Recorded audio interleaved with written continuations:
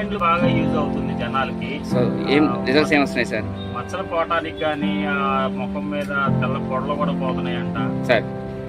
Pimples కానీ నలుపు అంతా బాగా క్లియర్ అవుతుందంట. 1 week లో ఉన్న నలుపు కూడా క్లియర్ అవుతుందంట. అండర్ ఆర్మ్స్ కూడా సార్ పిల్లలకి బాగా యూజ్ చేస్తున్నారు.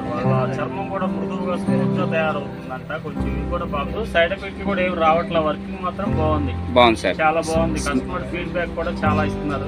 Okay sir. రిపీటెడ్ గా వచ్చి కొనుక్కెళ్తున్నారు. మీరు ఎంతగా 10 కొనుక్కెళ్తున్నారు.